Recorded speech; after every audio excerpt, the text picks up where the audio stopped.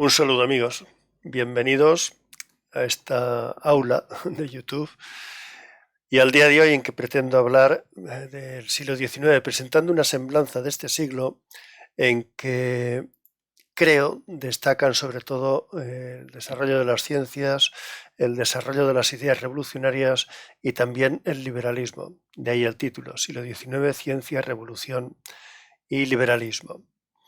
Lo desarrollaré según el siguiente esquema. En primer lugar, mencionar una reacción que hubo contra el idealismo alemán, en particular el hegeliano, a lo largo de este siglo. En segundo lugar, el avance extraordinario de las ciencias que se produjo. En tercero, el avance también extraordinario de las ideas revolucionarias, particularmente el marxismo y el nacionalismo, para en cuarto y último lugar mencionar a Clausewitz y Stuart Mill. Las dimensiones que había alcanzado el idealismo, sobre todo el hegeliano, enseñado durante más de una generación en todas las universidades europeas, parecieron desorbitadas a otros filósofos del momento, que las interpretaron como una aberración del apriorismo kantiano. Tal fue el caso de Federico Herbart, quien, considerando acertadamente que lo esencial de la filosofía de Hegel era la reducción de la realidad a la idea y el panteísmo subsiguiente, propuso su teoría del realismo pluralista.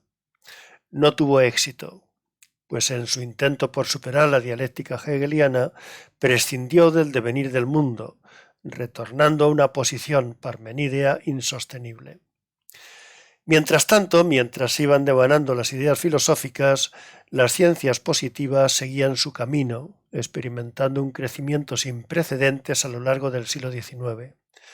Unas vieron cómo aumentaban sus contenidos, otras se ramificaron y aparecieron muchas nuevas. La biología, por ejemplo, adquirió estatuto científico en este siglo, y la física, plenamente constituida tiempo atrás, integró en una sola unidad estudios ajenos a la mecánica clásica, como los de la electricidad y el calor. Con todo, el movimiento evolucionista aparecido en biología, aunque antes se había tratado ya en ciencias sociales, fue quizá el más característico del siglo. Darwin fue su exponente. Sus ideas fueron precedidas por la teoría geológica de las catástrofes, según la cual la superficie de la Tierra había sido modificada alguna vez por un cataclismo destructor de la vida, tras el cual había empezado todo de nuevo, y también fue precedida por las tesis de Lamarck y Malthus. La teoría evolucionista de Darwin, extremadamente sencilla, desvelaba el parentesco existente entre las diversas formas de vida. En esencia, se reducía a los dos principios siguientes. 1. Dos seres vivos pertenecen a una sola especie cuando pueden tener descendencia fértil y viable, lo que no impide que entre ellos exista una multitud de diferencias, que serán más o menos ventajosas para sobrevivir según el medio en que se hallen. 2. Los individuos que tengan más probabilidades de sobrevivir las tendrán también para llegar a adultos y tener descendencia, a la que podrán transmitir sus cualidades diferenciales. La combinación de estos dos principios, de estas dos ideas, explica la tendencia de las especies a adaptarse al medio en que se hallan.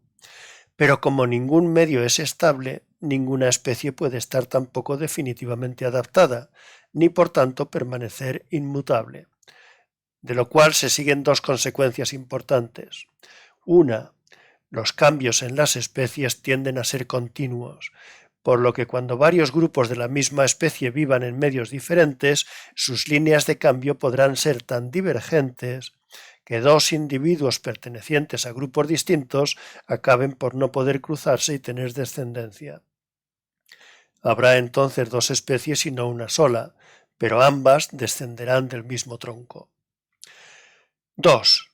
Cada uno de los periodos de la historia del planeta se caracteriza por la presencia y predominio de unas especies y la extinción de otras.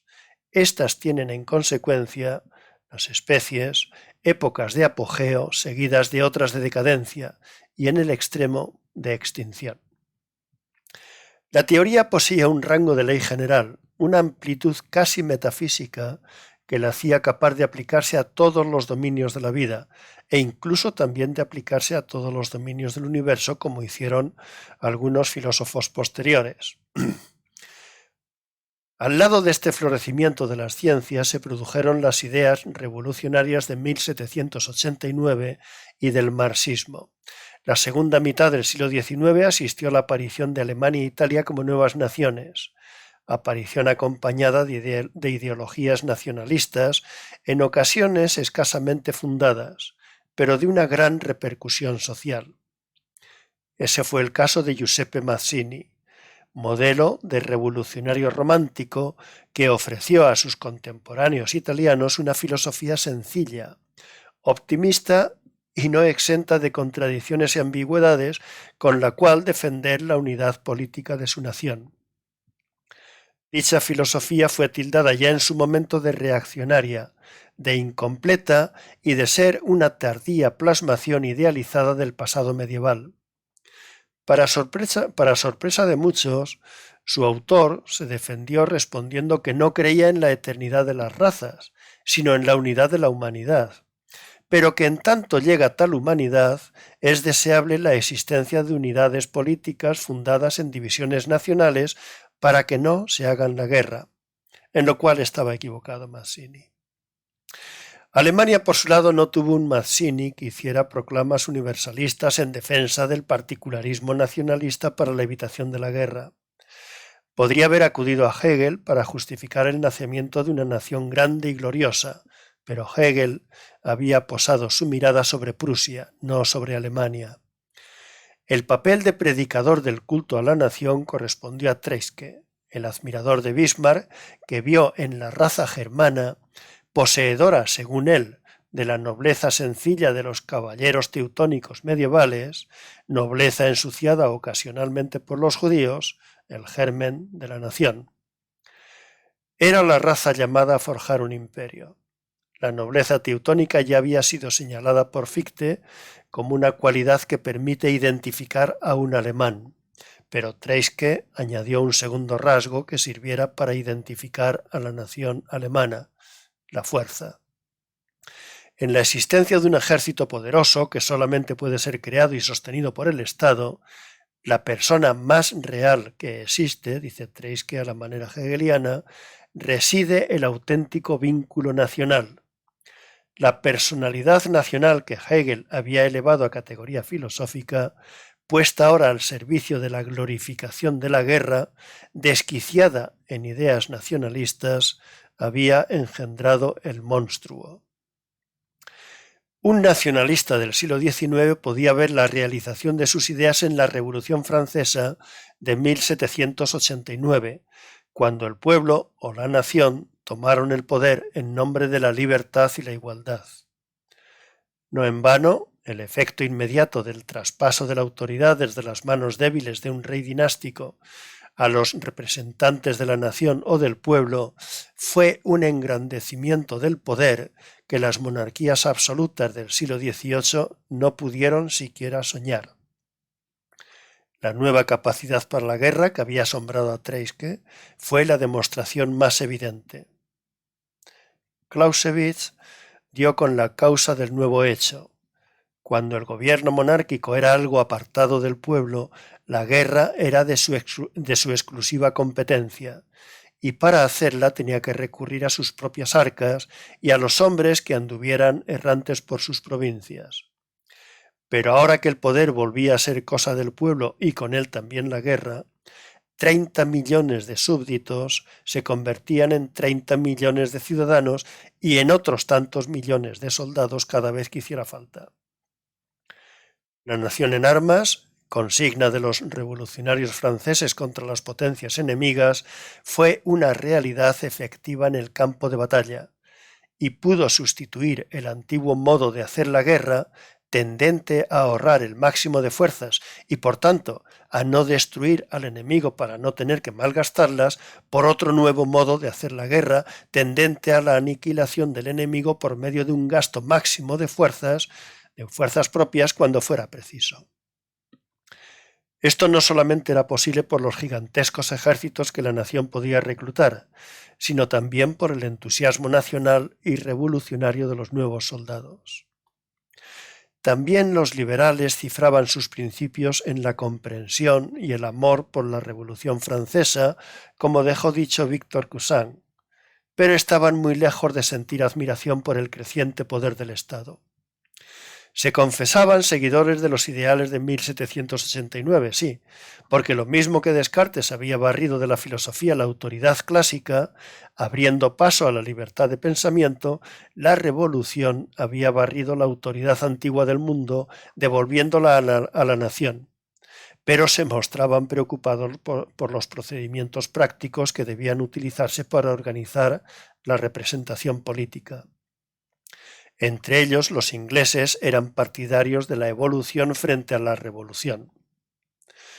Uno de ellos, John Stuart Mill, preocupado como otros de su generación por la relación entre los valores individuales y un poder político que veía crecer desmesuradamente.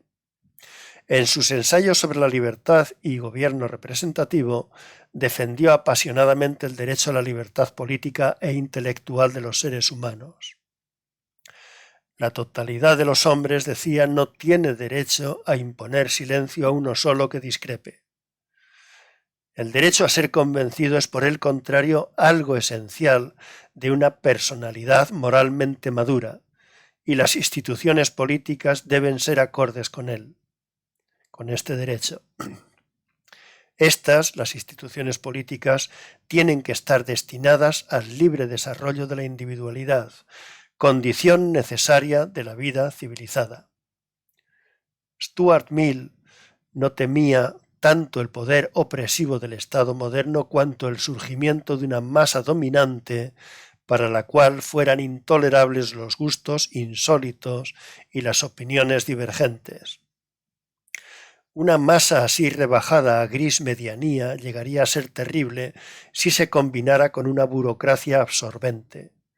Mill hablaba, pues, de un déspota emergente muy distinto de los déspotas al uso. En sus ideas no se trataba, por tanto, solamente de defenderse de los excesos del poder político, sino de la interferencia de lo colectivo en lo individual, de la interferencia de lo público en lo privado. Y hasta aquí quería llegar hoy, amigos. En adelante seguiré hablando de otros filósofos del XIX como Schopenhauer, Feuerbach, Marx, etc. Hasta otro momento.